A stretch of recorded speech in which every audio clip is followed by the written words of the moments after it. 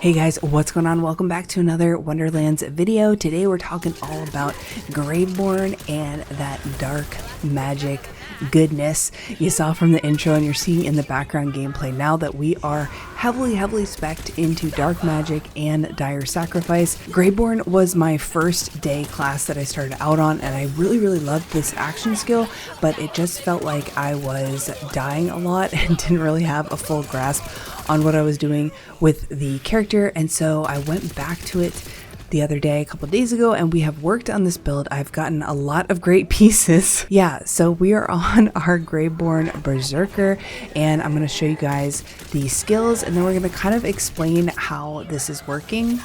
This build is completely centered around Dire Sacrifice. We're also going to go into Blast Gas for more of the spell damage as well, because we're going to use that kind of in between when we have our Dire Sacrifice up.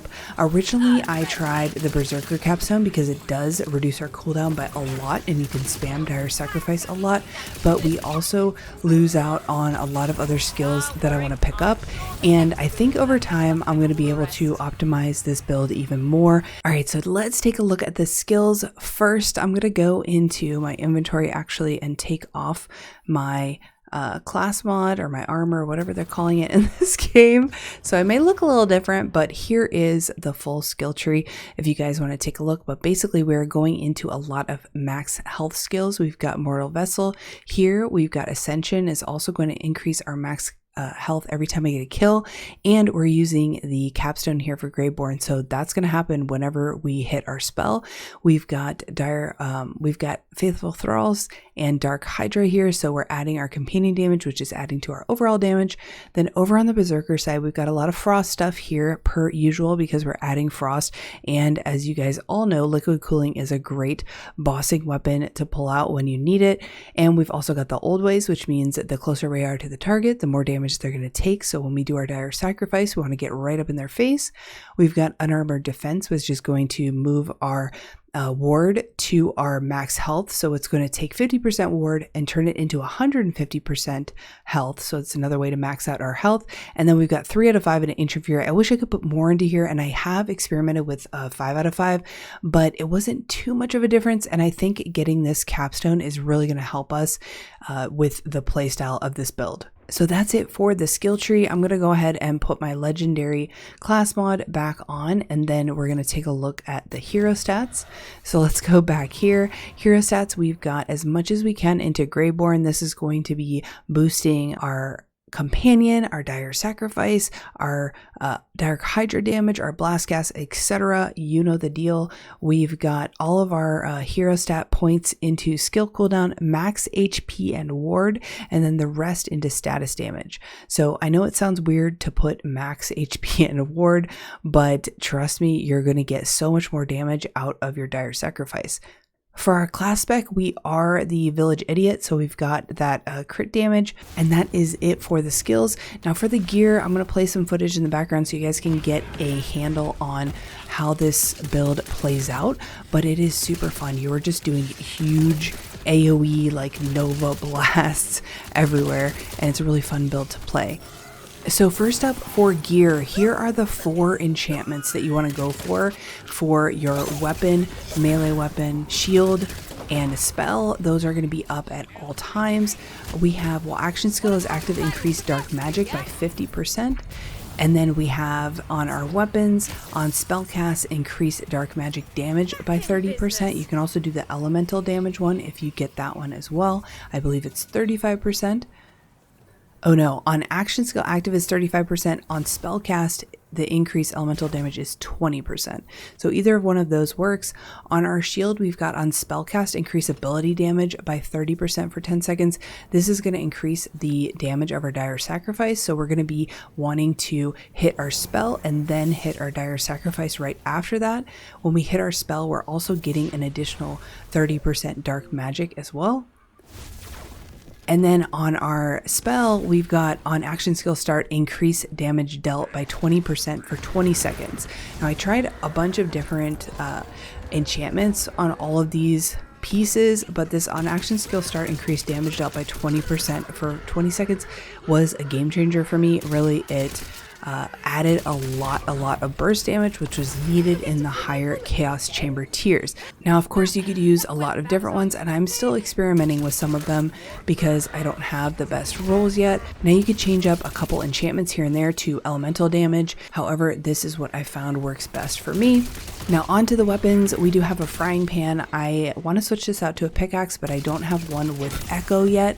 And you really want a melee weapon with echo so that you can do a melee attack after you do your spell and your dire sacrifice, and it's going to deal 10% of all the non-melee damage that you just did as bonus damage to your melee. So it's a really powerful tool against tankier enemies.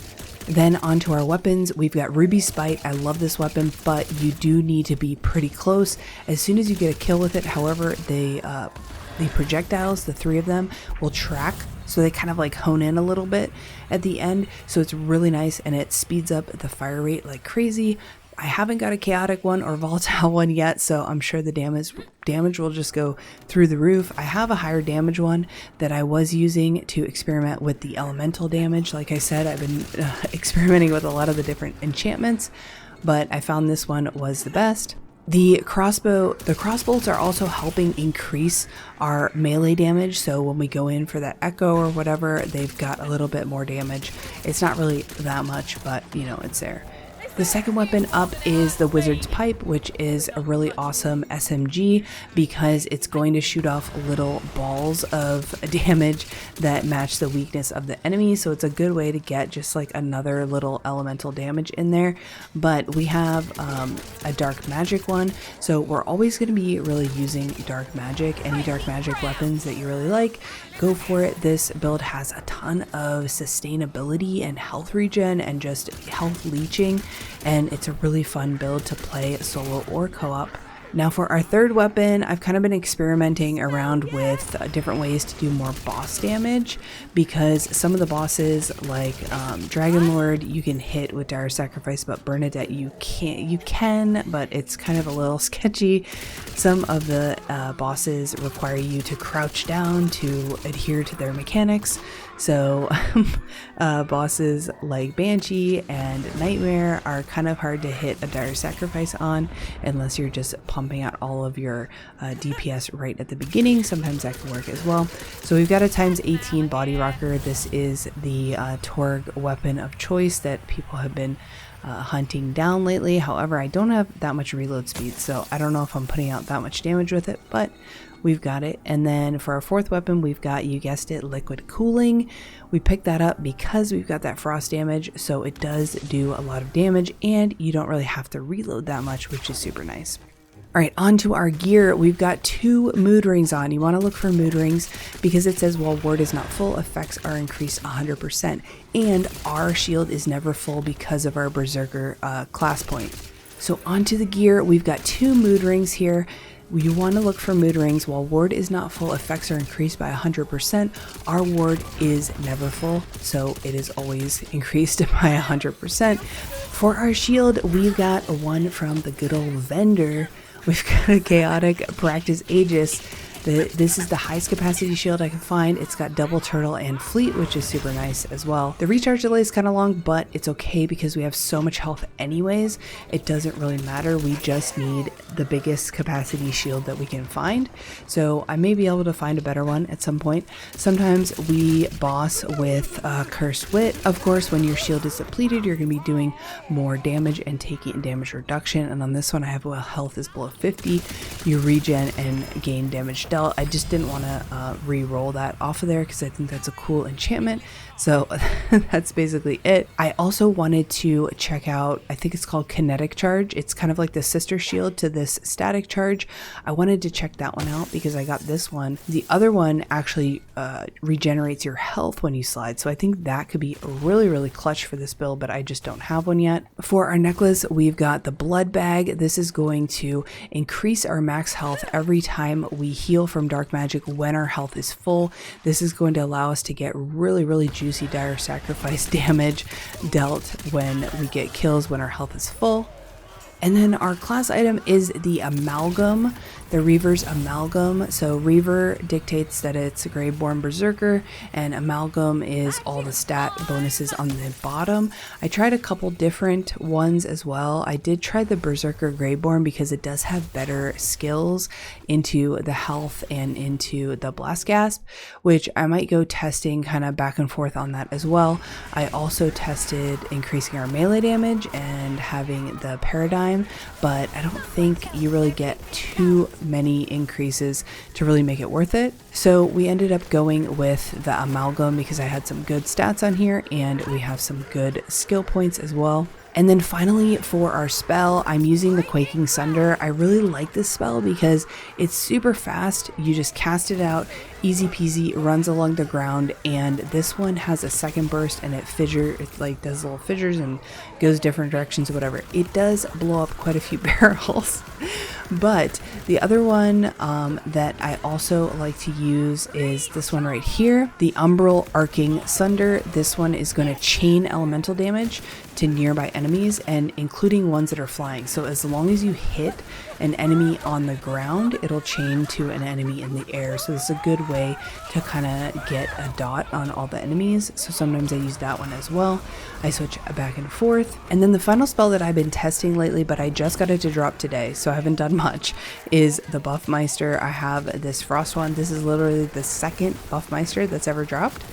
And the cooldown on it is really long, so I personally don't like using it with this build, but I think there could be something said there for maybe boss damage or, you know, a different setup that you would put on specifically for that. But that's it for the build, guys. It is so much fun to play. I'm having a blast playing it. We've been doing it in 2-player co-op, and it has been so much fun. I'm sure there will be a 2.0 later down the line when we optimize it even more. But if you like the video, make sure to give it a thumbs up and subscribe if you haven't already, and I'll see you guys in the next one. Bye.